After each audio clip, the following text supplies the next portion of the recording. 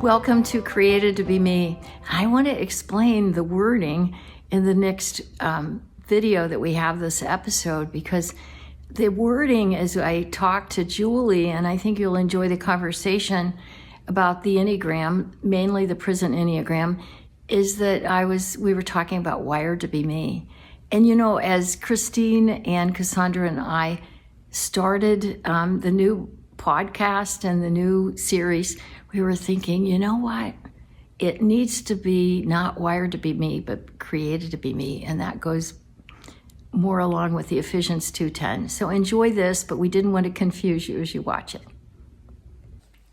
We want to welcome you to Central Women's Wired to Be Me podcast. And we want to ask you a couple of questions, like, how are you wired? How do you think God has wired you? And that's what we're going to be talking about through all the episodes. So today, really excited to have Julie here. And she comes to us from Colorado, and was when Christine and Cassandra and I were talking about what we needed to talk about for Wired to Be Me, we immediately thought of Julie and the Enneagram, although we're going to talk about a lot of things besides just the Enneagram today. But we're glad that she's here. So I have a lot of questions for you. Mm-hmm. And first of all, tell us about your family. Well, I'd be happy to. About 17 and a half years ago, I had the pleasure of marrying your youngest son. So yes, this is Julie Briggs. Yeah, so like you said, I live in Colorado Springs. Alan and I have been there the entirety of our marriage. I've been there since I was 14 years old. So we have 4 children, ranging in age from 11 to 21, and then 2 teenagers in the middle. And our family came together through adoption and birth. And so we have 2 adopted kiddos and 2 homemade, I like to say. And so we have a fun, big family. They do. And a dog and 3 cats. Yes, yes. Mm-hmm. Can't forget Cleo especially. That's right. So what is your day job? Yes, so my day job is I'm currently working for a foster agency in Colorado Springs. It's called Lutheran Family Services.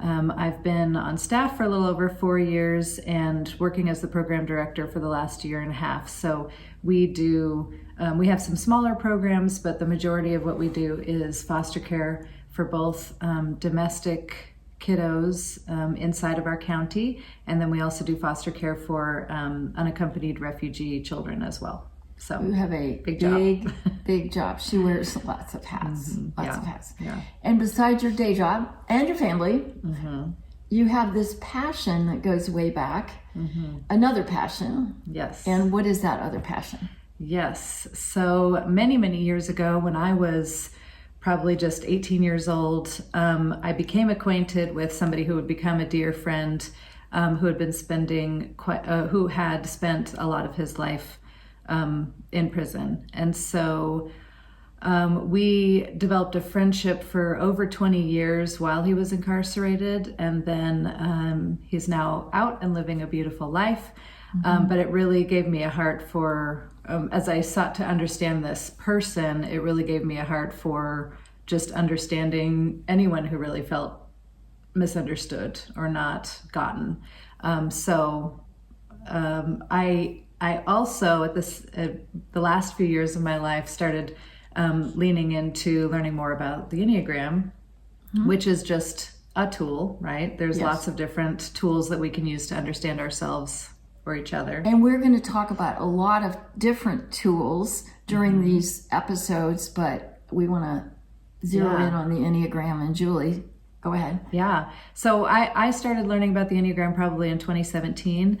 And I ended up attending some different Enneagram schools and getting some certifications because I really wanted to understand how this tool could help me know myself better and also help me know and understand other people better. Right. So you started with the generic understanding and learning of the Enneagram. In fact, you did a teaching time with central staff a long time ago. I probably I know a lot more now than I did then. We'll just say that. Okay. You do, because you've been through so much training. But I remember when you and Al did it, but you were mainly the teacher and he was just helping you. Yeah. He was my lovely assistant. Yes. That's her husband. Yes. So the two ideas became married. I was looking into, this is such a great tool, and then having this heart for those who were incarcerated. And I Googled one day, is anyone teaching the Enneagram in prison? And what popped up was an organization called the Enneagram Prison Project. And so I thought, okay, this is for me. It's marrying together these two ideas. So that was about 5 years ago. So I went through their training and their certification process. Which is huge. I mean, you had to go to California a few times. How many hours of just days, weekends? The training took over a year. Yeah. Pretty regularly, ongoing stuff for over a year. And then I had to go out a couple times. So I was in process before I was a fully certified guide. Enneagram Prison Project guide took almost 4 years. So when we're talking about wired to be me, you have got to be wired to know that this is your passion. So what does that look like? I'm going to ask two questions. What does that look like for you now as you teach the Enneagram to inmates? And what is it? I mean, physically, what does that look like? And then what does that look like on the receiving end for these people who are incarcerated? Yeah, I think, like you said, this is just one tool among many. And maybe part of my personality is that I don't like to force tools upon anybody. So I'm very much into the idea of what the Enneagram can give to people if they're interested in it. And I don't like forcing people into it. If they're not interested, totally fine, not their thing. I found that, so when I joined this organization, the Enneagram Prison Project, and got through their training program, it's taken several years for us to develop a relationship with the facility inside of Colorado, which we finally launched this past January.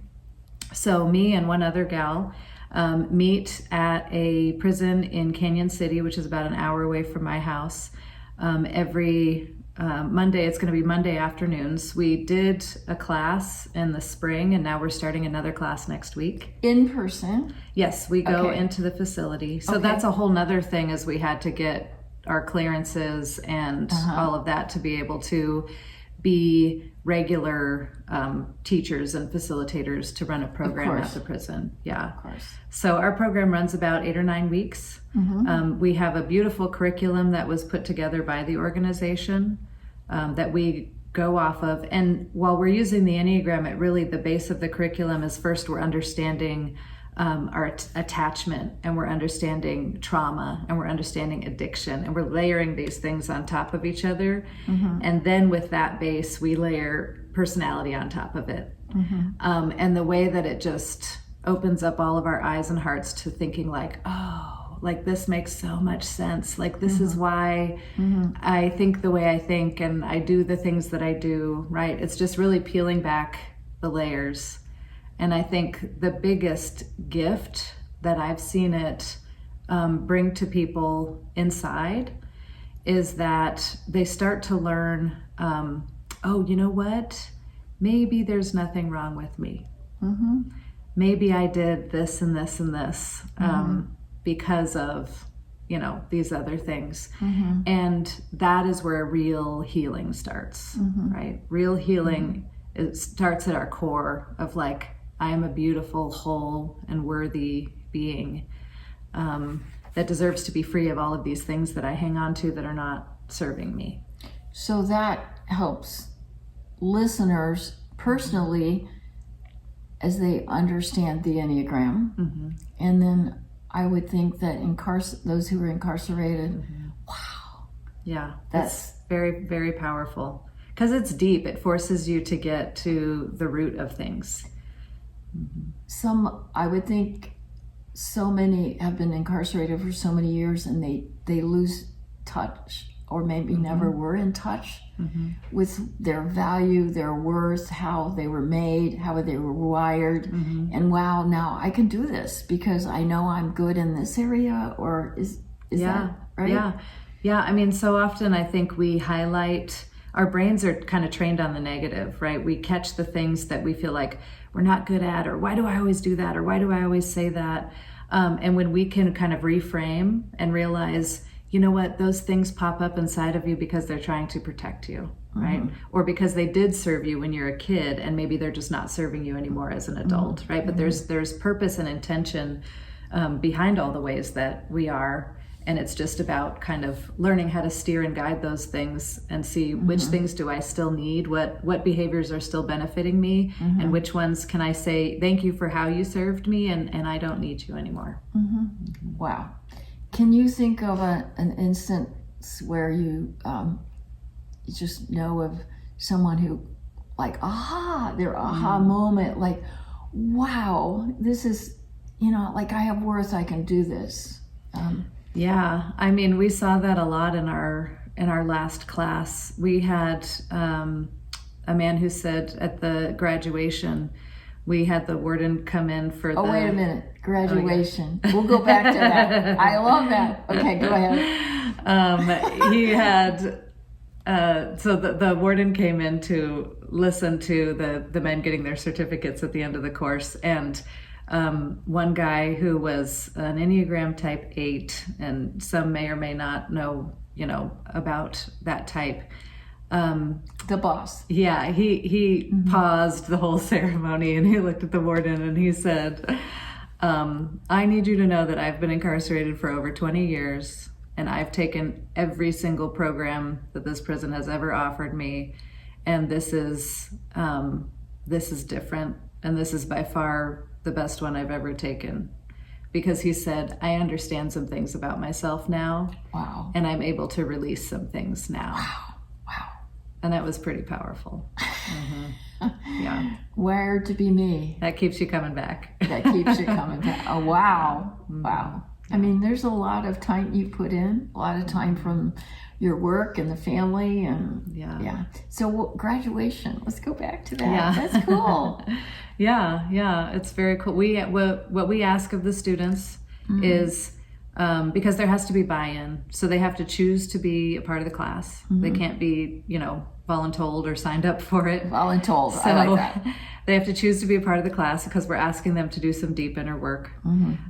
They need to show up to every class unless there's a viable excuse like court or something like that. They need to do every homework assignment, and one of the homework assignments is to write a biography of your childhood in the third person. Wow. Right? So you're writing, when Julie was 5. Yeah. Is that the third person or the first person? First person when you talk about Me, yourself. yes. So third person. Third person Yes. is when So Julie I would say when Julie was 5, Yes, blah, blah, blah, yes, blah, blah. Yes. Because it helps us to show a little bit more compassion when we feel like we're writing the story of, instead of, I went through this, I went through this. Exactly. And so that's hard. We don't put a space limit on that. They can write 2 paragraphs, they can write 6 pages, it's whatever, but they have to turn that in. And then the beautiful thing is then we have other guides like myself and my co-teacher who will read the bios and write a compassionate response to the bios. That was another powerful thing, because when we turned the bio responses back into the students so that they could read it, I'll tell you what, there were a lot of, I ever sat in a room with 20 incarcerated men and watching half of them cry. We had one man who started reading his bio response, he put it down, he collected his belongings, and he left. Wow. Because he could tell instantly that this was going to make him emotional, and he did not want to be emotional in that space. Like in that room. He's like, I'm going to do this alone in my room. Wow. And what many of them said after they read their responses, and really hard childhoods. You're hard pressed to find somebody who's in prison who didn't have some significant trauma growing up. So we're talking significant abuse and trauma and loss. And many of them came up to me after they read their responses and said, this is the first time in my life that somebody has listened to what happened in my childhood and mirrored compassion back to me. Wow. And I'm talking about men who are in their 40s and their 50s. They had not received compassion or somebody saying like, that's not okay that happened to you, or I'm just really sorry that happened to you. And so it was very impactful. And then so that's what they have to do to get a graduation certificate at the end, is attend all the classes and do all the homework. Wow. Yeah, that is amazing. and it's hard to just skate by. I mean, we're asking people to do the work, and then us as guides are showing up and doing it with them. We're doing all of this stuff with them throughout every course. What about women?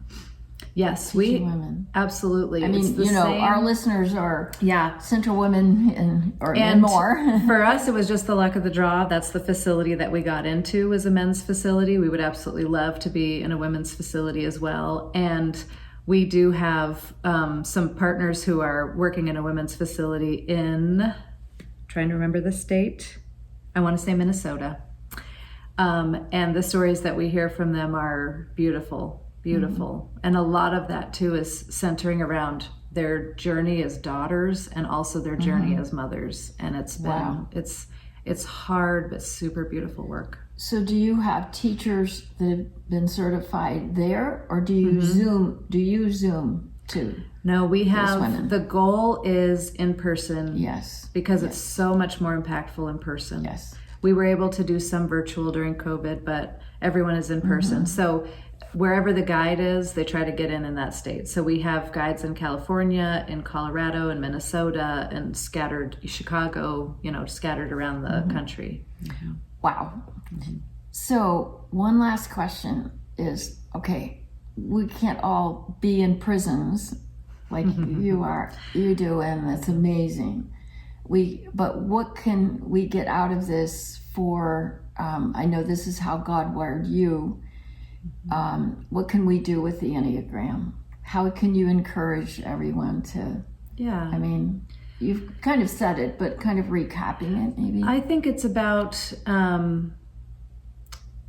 there's a sense inside of all of us that we want to be known.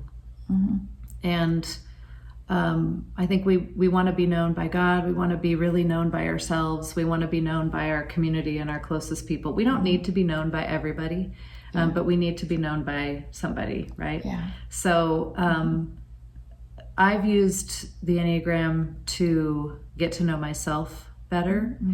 And the reason why I really liked Enneagram Prison Project's approach is because oftentimes I think with the Enneagram it's easy to be like, oh, a little trope, a little party trick, a little, oh, you're this number, that means you're not good at this. And that's too light, and it's too fluffy, and it's false.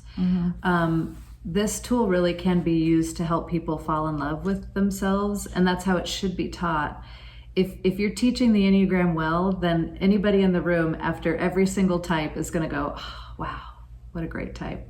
Yeah.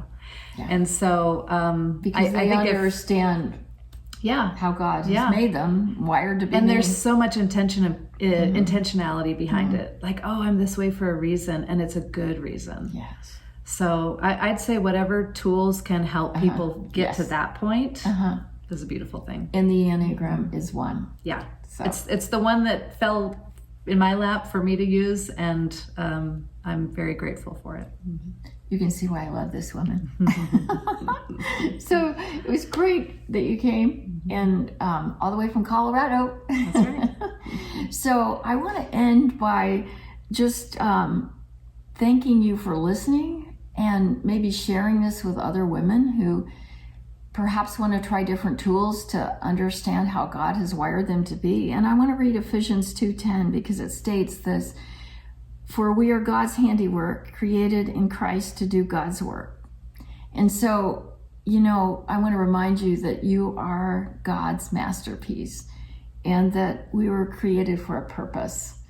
And you can partner with God to see what that purpose is. So anyway, we invite you to like, to subscribe, and to listen to more episodes of Wired to Be Me. So thanks, gals. Thanks, Julie. Mm-hmm.